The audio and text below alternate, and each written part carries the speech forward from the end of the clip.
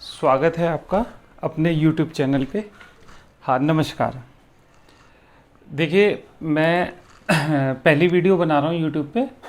और जैसे लॉकडाउन हुआ, लॉकडाउन के कारण बहुत से बच्चे जो दूर दराज के हैं, जिन्हें पढ़ने को नहीं मिल पा रहा है और उन्हें प्रॉपर गाइडेंस नहीं मिल पा रही है। अब आप जानते हैं कि लॉकडाउन है, लॉकडाउन पता नहीं कब तक ये समस्याएं बनी रहे, जिस कारण से सोशल गैदरिंग ना हो पाए, आप क्लास ज्वाइन ना कर पाएँ और बहुत घर वालों के मन में भी थोड़ा सा भय रहता है। इसलिए मैं प्रयास कर रहा हूँ एक YouTube चैनल के माध्यम से कि जो लोग घर पे ही रह सकते हैं, घर पे रह करके पढ़ना चाहते हैं, तो मैं आज भारतीय इतिहास का टॉपिक शुरू कर रहा हूँ।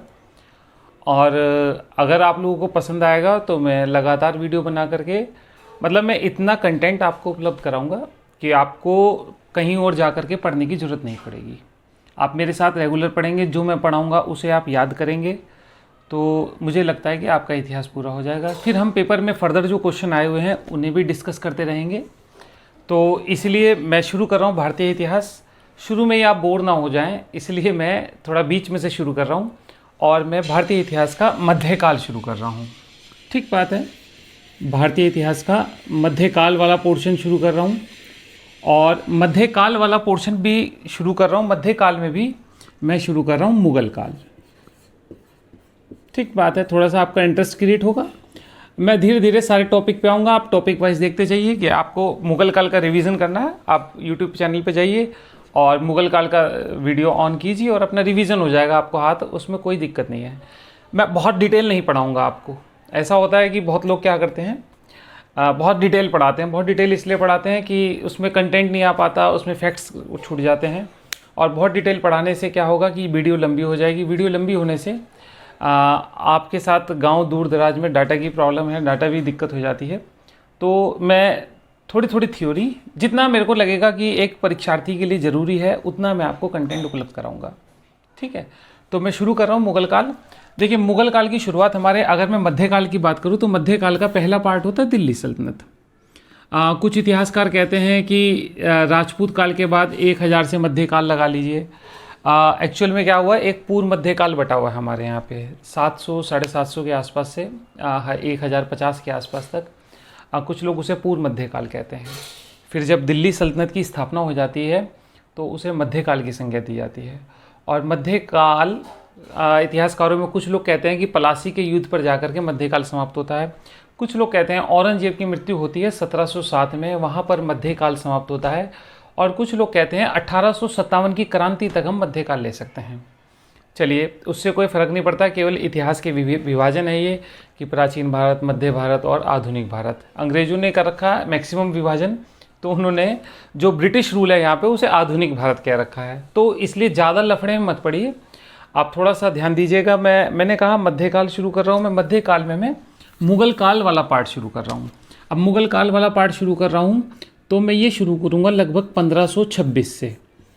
और 1526 से शुरू करके हम जाएंगे 1857 तक। इसके भी दो पार्ट हो जाते हैं। इसके दो पार्ट क्या हो जाते हैं, देखिए, मैं अगर इसके पार्ट करने लगूँ, अगर आपको पढ़ाने की दृष्टि से, तो इसे मैं 3 पार्ट्स में बांट सकता हूँ, जो आपको सुविधा रहेगी। ठीक है, मैं कहूँ प्रारंभिक मुगल। ठीक है, प्रारंभिक मुगल का मतलब क्या है फिर मैं आपको बताता हूँ। और फिर मैं यहाँ पर लिख रहा हूँ मुगल, और फिर मैं लिख रहा हूँ उत्तर मुगल।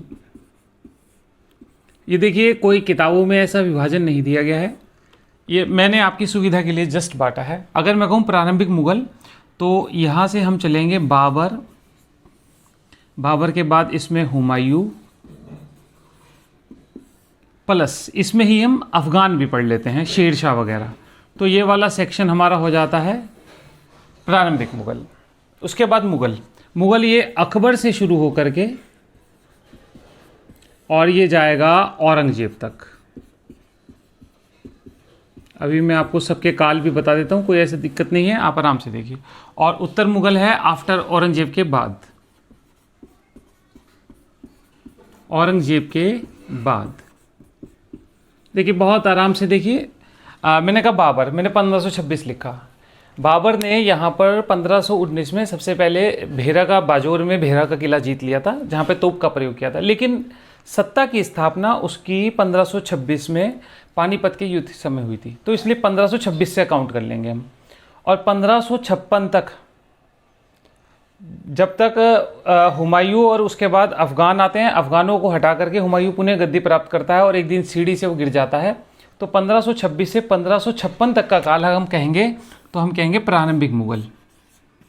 1526 से 1556 तक कितने साल हो गए? 30 साल हो गए लगभग। उसके बाद मुगल अकबर से औरंगजेब तक, तो मैं इसे कहूँगा 1556 से और 1707 तक। 1556 से 1707 तक आप देखिए कितना हो गया, ये लगभग पौने 200 साल के करीब हो गए हैं। 150 पौने 200 साल हो जाएंगे ये, नहीं 150 ही साल होंगे, 151 साल होंगे लगभग। ठीक है, तो लगभग 151 साल का इतिहास ये होगा, जिसमें कई बादशाह आएंगे। अकबर आएगा, जहांगीर आएगा, शाहजहाँ आएगा और औरंगजेब आएगा। 1707 में औरंगजेब की मृत्यु हो जाती है। कई इतिहासकार औरंगजेब की मृत्यु को ही मध्यकाल का समाप्त मान लेते हैं। चलिए, उसके बाद उत्तर मुगल।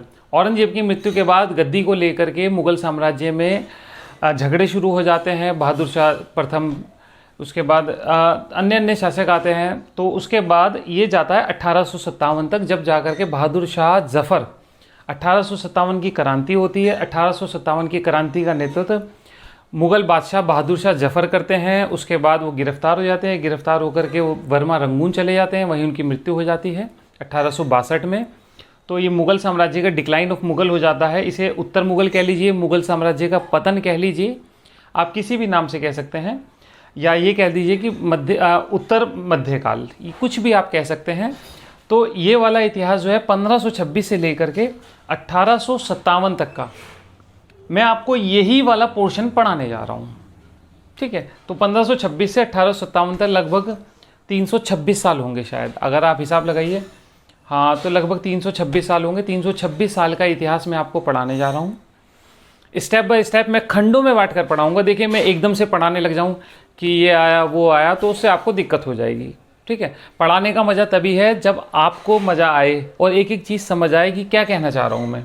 तो यहीं से मैं शुरू कर रहा हूँ 1526 में, और एक एक क्वेश्चन हम देखेंगे। कोई भी चीज़ हम कोशिश करेंगे कि हमारा कोई क्वेश्चन ना छूटे। ठीक है, तो उसके साथ अब आते हैं। तो मैं पहले शुरू कर रहा हूँ मैं बाबर, यहाँ से मैं शुरू कर रहा हूँ बाबर हैं। सबसे पहले इनका इंट्रोडक्शन होना चाहिए कि एक्चुअल में ये बाबर लोग हैं कौन, और ये कौन है, क्यों आए, क्या आए। देखिए, ये फरगना के शासक हैं। फरगना आप कहेंगे कहाँ पे है, तो मैं कहूँगा अफ़गानिस्तान में एक इनकी जागीर है जो फरगना है, ट्रांसआक्शियन क्षेत्र कहलाता है वो।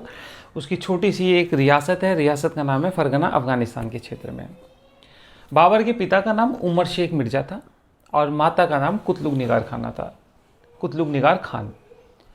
देखिए, एक पेपर में माता का नाम भी पूछा हुआ था ग्रुप सी में, और एक जगह पिताजी का नाम भी पूछा हुआ था। तो आप ध्यान दीजिएगा, छोटी छोटी चीज़ें हैं। पिता का नाम उमर शेख मिर्ज़ा था और माता का नाम कुतलुग निगार खान था। आप ध्यान दीजिएगा, मिर्ज़ा लगा रहे हैं ये लोग। तो उसके बाद बाबर के पिताजी की मृत्यु हो जाएगी। बाबर के पिता की मृत्यु होने के बाद बाबर का जो जन्म हुआ था, ये हुआ था 14 फरवरी 1483 को। सभी सामान्यतः सब इतिहासकारों ने यही माना है, वैलेंटाइन डे का दिन माना है बाबर के जन्म का। तो आपको याद भी रहेगा, कोई इतनी टेंशन लेने की बात नहीं है। पिताजी की अचानक मृत्यु हो गई। पिताजी की अचानक मृत्यु होने के बाद बाबर को जो है 11 साल की उम्र में गद्दी मिल गई। तो फरगना का शासक कब बन गया बाबर? 1494 में 11 साल की उम्र में बाबर फरगना का शासक बन गया। अब आपको पता है, देखिए, घर परिवार में झगड़े होते हैं संपत्ति को लेकर के। बाबर के यहाँ भी यही हुआ।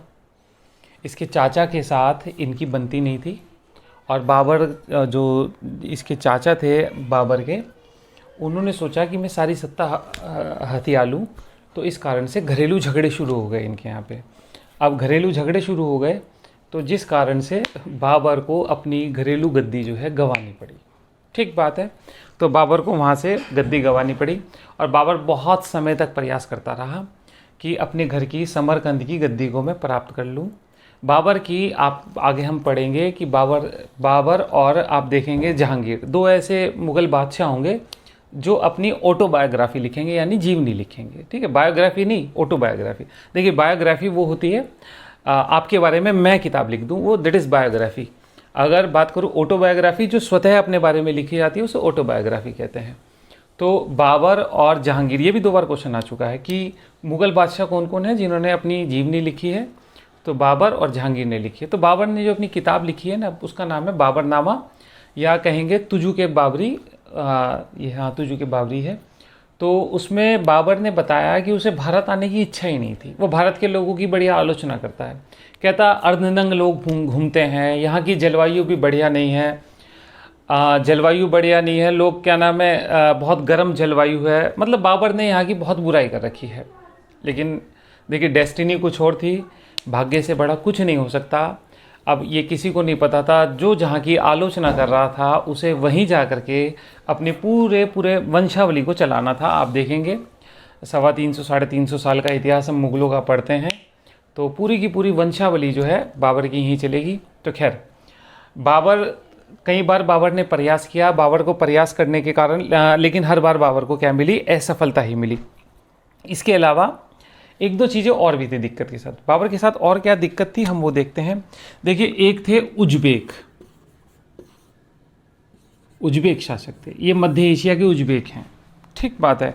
और अगर मैं दूसरी बात करूं, एक हैं सफवी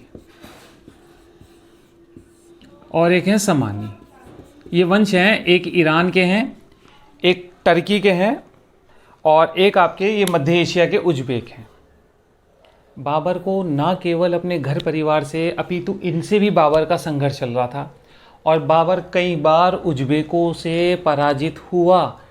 पराजित होने के कारण बाबर बहुत परेशान हो गया, इतना परेशान हो गया कि उसे लगा कि अब तो मध्य एशिया में अपनी विजय नहीं कर पाएगा। तो उसने एक उपाय सोचा। उसने सोचा कि भारत की तरफ को आया जाए और भारत से धन प्राप्त करके एक अच्छी सेना बना करके, और सबसे पहले मैं अपनी जो पुश्तैनी गद्दी है समरकंद की उसे प्राप्त करूं, फिर मध्य एशिया को जीतूं मैं। तो बाबर की प्लानिंग ये थी। तो इसी क्रम में बाबर ने सबसे पहले 1504 में काबुल की विजय की। काबुल विजय बाबर की 1504 की है, ठीक बात है। 1504 में बाबर ने काबुल की विजय, देखिए अफगानिस्तान से इधर की तरफ मूव करा है बाबर ने, और काबुल की विजय करी है। और 1507 में बाबर ने कंधार की विजय की है। 1504 में काबुल की विजय और 1507 में कंधार की विजय करी। और कंधार की विजय करने के बाद बाबर ने जो उपाधि धारण किया वो पादशाह की उपाधि धारण की, जिसे वर्तमान में हम बादशाह कहते हैं। अब आपके मन में सवाल उठेगा कि दिल्ली सल्तनत जो थी इससे पहले, वो लोग सुल्तान की उपाधि धारण करते थे। अब हमारे मन में सवाल उठ सकता है कि बाबर ने सुल्तान की उपाधि क्यों नहीं धारण की। आईएएस में एक बार क्वेश्चन आ चुका है, बाबर ने पातशाह की उपाधि क्यों धारण करी। देखिए, बाबर का ईरानियों से झगड़ा चल रहा था, ठीक बात है।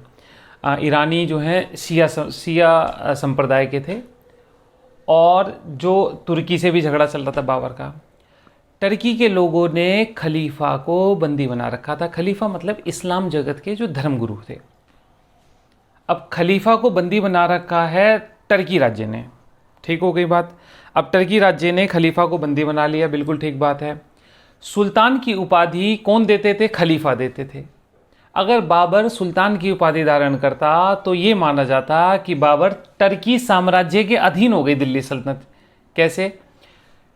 देखिए, बाबर खलीफा से लेता सुल्तान की उपाधि, ठीक बात हो जाती, तो बाबर खलीफा के अधीन हो जाता। खलीफा किसकी कैद में है? टर्की साम्राज्य के कैद में है, तो खलीफा टर्की के अधीन है। तो अंततः A=B, B=C, तो फाइनली क्या होगा? A=C हो जाएगा। इसका मतलब ये होगा कि टर्की साम्राज्य के अधीन बाबर हो जाएगा। इसका मतलब ये हो जाएगा, ठीक है। तो इसका मतलब ये हो जाता, तो इसलिए बाबर ने क्या करा? सुल्तान की उपाधि धारण नहीं की, बल्कि बाबर ने 1507 में कंधार में पातशाह की उपाधि धारण की थी। जबकि इनकी पैतृक उपाधि क्या थी? पैतृक उपाधि मिर्जा की उपाधि थी। मैंने आपको बताया था बाबर के पिता का नाम क्या था? बाबर के पिता का नाम उमर शेख मिर्ज़ा था। तो बाबर ने मिर्ज़ा की उपाधि भी नहीं ली और सुल्तान की उपाधि भी धारण नहीं की। तो बाबर ने कौन सी उपाधि धारण की? बाबर ने, आप देखिए, बाबर ने क्या नाम है, पातशाह की उपाधि धारण की। अब बाबर ने पातशाह की उपाधि धारण की काबुल, उसके बाद कंधार को बेस बनाने के बाद बाबर ने किया क्या?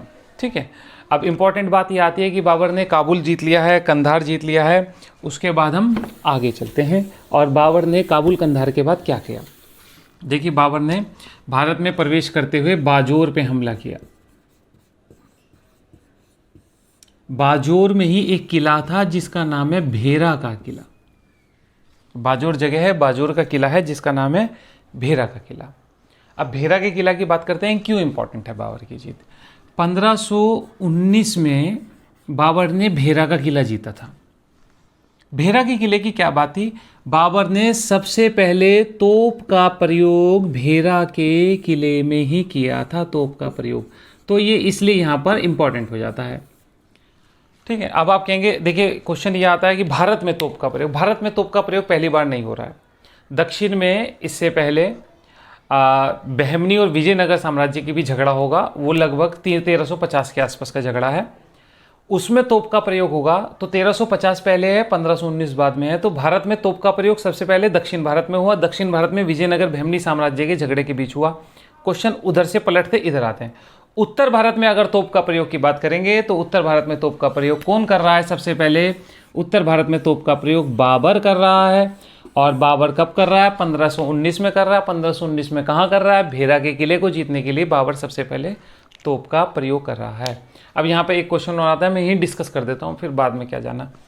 देखिए बाबर के तोपची कौन थे, बाबर के दो कुशल तोपची थे, एक उस्ताद अली और एक मुस्तफ़ा खां। इनकी मैं आगे भी चर्चा करूँगा कि बाबर की लड़ने की विधि भी थी, तो मैं उस पर चर्चा करूँगा बाद में। तो देखिए बाबर ने पहली विजय कर ली है 1519 में, उसके बाद मैं आगे चल रहा हूँ, आगे चलता हूँ। बाबर ने पानीपत में आते हैं, पानीपत पे आते हैं। पानीपत का युद्ध होगा 21 अप्रैल 1526। अभी मैं भूमिका बनाता हूँ, आप जरा से देख लीजिए जितनी आपकी ज़रूरत होगी आपके लिए। देखिए अब कौन है, जब बाबर भारत पे आक्रमण कर रहा है तो दिल्ली की गद्दी पर कौन बैठे हुए हैं, दिल्ली की गद्दी पर बैठे हुए हैं अफगान। अफगान का कौन सा वंश है, अफगान के बैठे हुए हैं लोदी। ठीक बात है। देखिए दिल्ली सल्तनत का सेक्शन होता है ये लोदी, बहलोल लोदी, बहलोल लोदी के बाद सिकंदर लोदी, सिकंदर लोदी के बाद इब्राहिम लोदी। ठीक है, तो यहाँ पर जब बाबर भारत पर आक्रमण कर रहा है तो वहाँ पर इब्राहिम लोदी शासक है।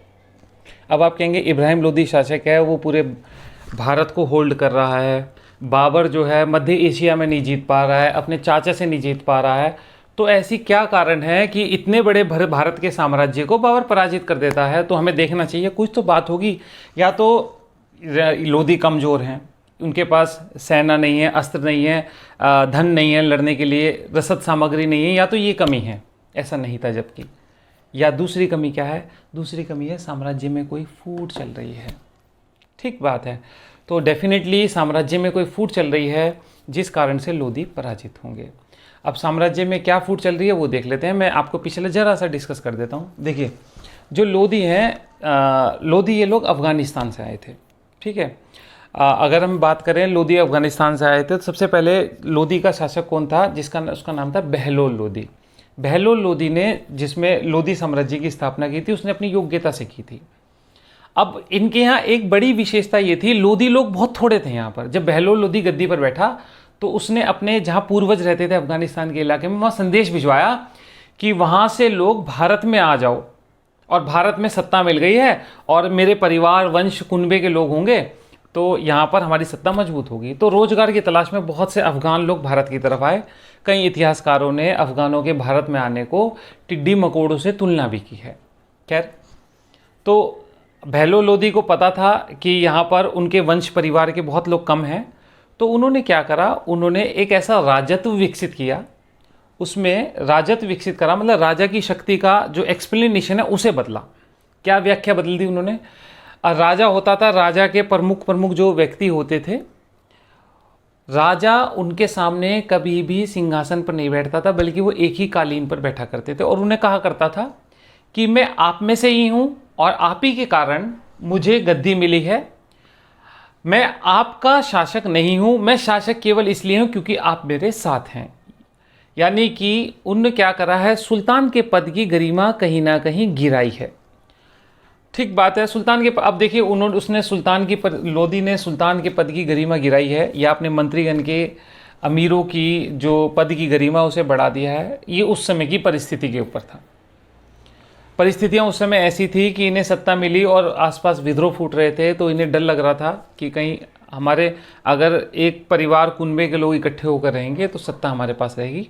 खैर उन्होंने अपनी समझ के हिसाब से किया।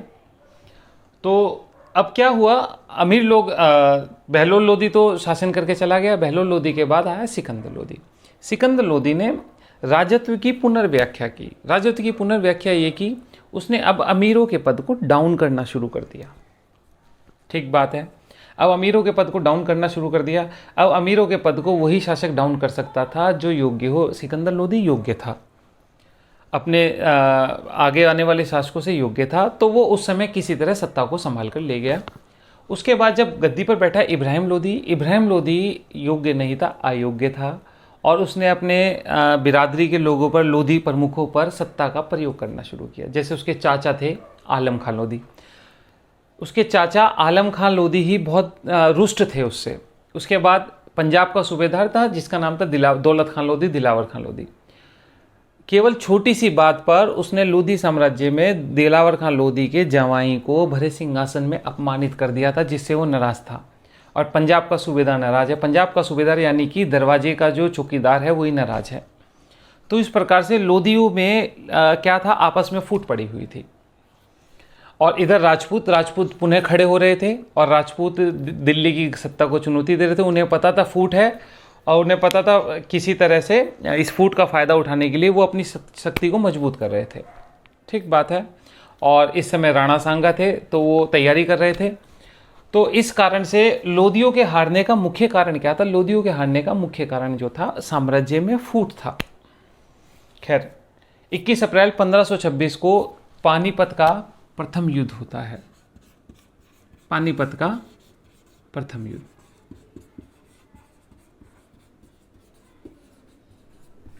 पानीपत का प्रथम युद्ध 21 अप्रैल 1526 को होता है, जिसमें एक तरफ से आपका लोधी साम्राज्य का इब्राहिम लोदी था और दूसरी तरफ बाबर था।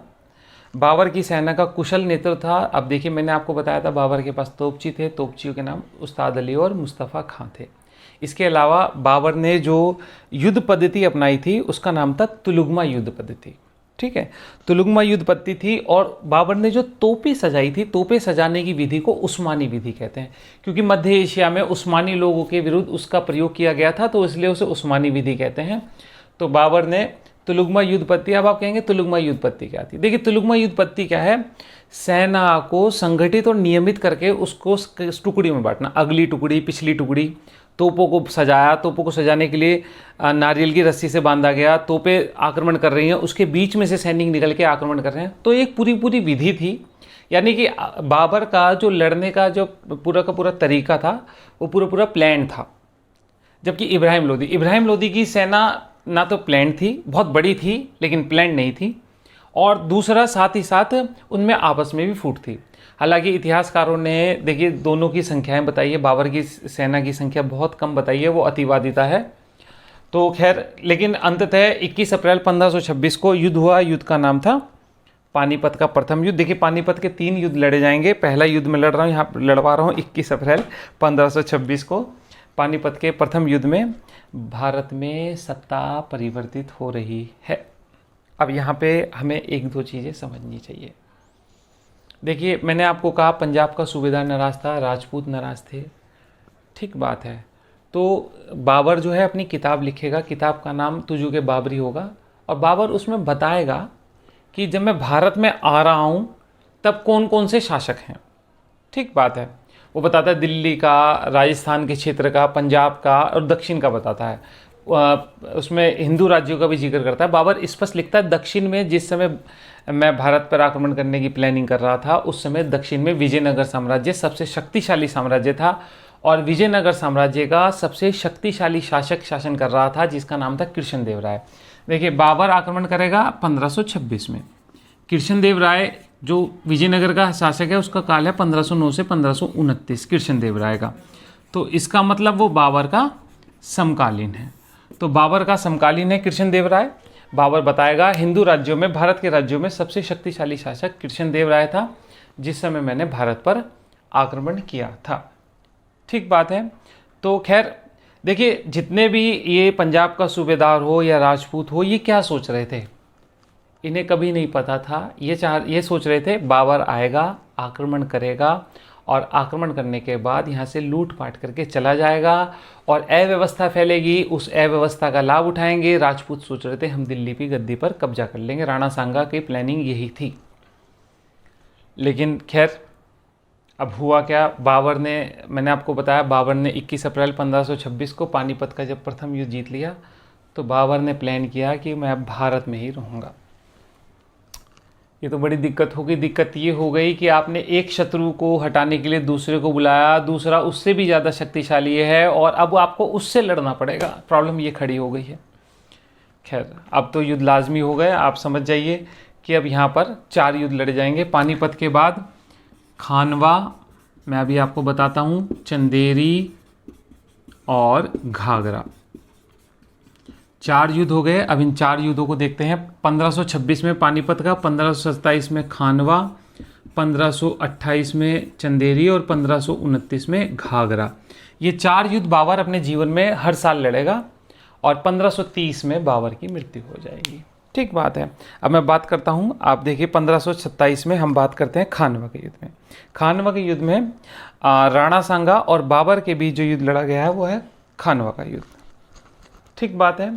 1527 में खानवा का युद्ध लड़ा गया और कहते हैं पानीपत के युद्ध से भी बड़ा युद्ध खानवा का युद्ध था, क्योंकि इसमें बाबर लगभग पराजित होने की कगार पे आ गया था खानवा के युद्ध में। अब इसमें क्या करते, बाबर जब खानवा के युद्ध में पराजित, देखिए बाबर हारने को तो बाबर के पास कुछ था ही नहीं, बाबर सब हारा हुआ था। तो बाबर खानवा के युद्ध में राणा सांगा ने इतना मजबूत नेतृत्व दिया था कि बाबर की सेना पराजित होने लगी और बाबर ने अंत में क्या किया, बाबर ने खानवा के युद्ध को जिहाद का नारा दिया। जिहाद का नारा दिया और बाबर ने क्या किया, इसे कहा कि जो युद्ध में मारा जाएगा वो क्या नाम है, योद्धा कहलाएगा, क्या कहते हैं उसे, जिहाद का नारा दिया। जिहाद का गाजी कहलाएगा। गाजी का मतलब होता है धार्मिक योद्धा, धर्म के लिए प्राण देने वाले को गाजी कहते हैं। और बाबर ने सैनिकों पर यहाँ पर कर लगता था, कर का नाम था तमगा। तमगा नामक सैनिकों पर कर लगता था, उस कर को युद्ध मैदान में ही हटा दिया सैनिकों का मनोबल बढ़ाने के लिए। दूसरा, बाबर ने शराब के प्याले, इस्लाम में शराब को हराम शब्द क्या मतलब गलत बताया गया है, तो बाबर ने शराब के प्याले युद्ध मैदान में फेंक के मारे और धर्म का, अपने आप को एक धर्म का प्रतीक दिखाया, जिस कारण से उसके सैनिकों का मनोबल बढ़ गया और खानवा के युद्ध का जो परिणाम था वो परिवर्तित हो गया और बाबर इसमें विजयी हो गया। खानवा के युद्ध के बाद नेक्स्ट युद्ध आता है चंदेरी का युद्ध। चंदेरी का युद्ध बाबर और मेदिनी राय के बीच हुआ। मेदिनी राय राजपूतों का एक सैनिक था जो राणा सांगा से साथ था, पहले वो अलग चला गया था। तो मेदिनी राय के साथ 1528 में चंदेरी का युद्ध हुआ है। चंदेरी के युद्ध में भी बाबर विजयी रहा है। और उसके बाद घाघरा का युद्ध। घाघरा का युद्ध को देख लेते हैं, क्योंकि घाघरा का युद्ध बाबर वर्सेस अफगान है। देखिए हमने पहले कहा था कि लोदियों को पराजित किया पानीपत के युद्ध में। अफगानों की शाखा जो है पूर्वी भारत में रहती थी और बंगाल बिहार के बड़े क्षेत्र पर इनका कब्जा था। बाबर के लिए सबसे बड़ी चुनौती अफगानी थे। अब अफगानों की तरफ बाबर अपनी सेना लेके बढ़ा है और घाघरा नदी के तट पर यह युद्ध हुआ है, इसलिए इसका नाम घाघरा का युद्ध है। अब इसका परिणाम क्या हुआ, देखिए घाघरा के युद्ध में अफगान पराजित होंगे लेकिन समाप्त नहीं होंगे, यानी कि बाबर अपनी जीत का होकर के लौट आएगा और अफगान पराजित होकर पीछे हट जाएंगे। बस इतना परिणाम रहेगा घाघरा का युद्ध का। क्यों मैं इसको बार बार क्यों हाईलाइट कर रहा हूँ घाघरा का, ये अफगान बाद में बाबर के पुत्र हुमायूं के लिए समस्या खड़ी करेंगे और वो समस्या इतनी बड़ी हो जाएगी कि भारत से मुग़ल सत्ता ही उखड़ जाएगी। इसीलिए मैं बार बार अफगानों का जिक्र कर रहा हूँ। घाघरा का युद्ध 1529 में हुआ है, जिसमें कुछ समय के लिए अफगान पराजित हुए हैं लेकिन समाप्त नहीं हुए हैं। 1530 में बाबर की मृत्यु हो जाएगी। चलिए अब बाबर की मृत्यु हो जाएगी 1530 में। कुछ लोग कहते हैं कि, देखिए मैं आपको 2-3 बताया था, कुछ लोग कहते हैं सिकंदर लोदी की माँ ने बाबर को जहर दे दिया था। हरम में रहती होगी, वहाँ जहर दे दिया होगा। और कुछ इतिहासकार कहते हैं कि हुमायूं बहुत बीमार हो गया था। अब हुमायूं इतना बीमार हो गया था कि ठीक नहीं हो रहा था। तो बाबर कहते हैं बाबर ने दुआ करी, तो दुआ करके बाद बाबर तो बीमार हो गया और हुमायूं ठीक हो गया। और कुछ दिन बाद बाबर की मृत्यु होगी। खैर ये इतिहास के गर्त में है, इससे आपको कुछ लेना देना नहीं है। तो अंततः 1530 में बाबर की मृत्यु हो गई। बाबर के और क्वेश्चन देख लेते हैं। सबसे पहले और क्या क्वेश्चन होंगे आप देख लीजिए। बाबर की मृत्यु 1530 में हुई। बाबर को आगरा के आराम बाग में दबा दिया गया, वहीं बाबर का मकबरा बनाया गया। नूर अफगान या आराम बाग कहते हैं उसे, वहाँ पे बाबर का मकबरा बनाया गया। अब नूर अफगान या आराम बाग में बाबर का मकबरा बनाया गया, लेकिन बाबर की जब किताब पढ़ी गई जीवनी, तो उसमें लिखा था कि बाबर भारत में दबना भी नहीं चाहता था, मतलब वो इतना अनलाइक करता था भारत को। खैर वहाँ से बाबर को उखाड़ करके काबुल ले गए और काबुल में बाबर का मकबरा है। आप जैसे जैसे मुग़ल बादशाह पढ़ेंगे उनके मकबरे भी देखते जाइएगा, ठीक है। बाबर का मकबरा कहाँ है? वहाँ पर है, काबुल में है। खैर और बाबर के ने अपनी आत्मकथा लिखी, अभी मैंने बताया तुजू के बाबरी लिखी। दूसरा इसका क्वेश्चन यह है कि बाबर ने तुजू के बाबरी कौन सी भाषा में लिखी? तो बाबर ने तुर्की भाषा में तुजू के बाबरी लिखी है, आप याद रखिएगा। इससे पहले का जितनी भी साहित्य लिखा जाएगा दिल्ली सल्तनत में सब फारसी में होगा, और बाद का जितना भी साहित्य लिखा जाएगा सब फारसी में होगा। बाबर की एक किताब ही है जो टर्की भाषा में है, टर्की भाषा में लिखी गई है। अब इसका एक दो चीज़ और देख लेते हैं। अब टर्की में है तो इसका अनुवाद अब्दुल रहीम खाना ने इसका फ़ारसी में अनुवाद किया था, और अर्स्कीन और मैडम बेवरीज ने इंग्लिश में अनुवाद किया है इसका तुजू के बाबरी का, ठीक है। उसके बाद अगर कोई क्वेश्चन है तो हम देख लेते हैं। बाबर के आराम बाग में बाबर का मकबरा हो गया, मैडम बेवरीज ने अंग्रेजी में अनुवाद कराया। इसके अलावा बाबर ने एक काव्य संग्रह भी संग्रहित किया था जो कि तुर्की भाषा में था, दीवान का संकलन किया था। इससे ज़्यादा कोई क्वेश्चन नहीं है बाबर का। बाबर ने एक पद्य शैली लिखने की शैली भी बनाई थी जिसका नाम था मुबैयान, कहते हैं मुबैयान कहते हैं उसे। इससे ज़्यादा कोई क्वेश्चन नहीं है बाबर का, ठीक बात है। और एक बार आप देख लीजिए, यही मैक्सिमम क्वेश्चन है बाबर के। बाबर यहाँ पे पूरा हो रहा है। इसके अलावा मैं आगे जैसे हुमायूं शुरू करूँगा तो जो भी कोई क्वेश्चन होंगे हुमायूं के साथ बाबर के, तो मैं वहाँ पर उन्हें डिस्कस करूँगा। मैं वीडियो को इतना रोक रहा हूँ। Thank you.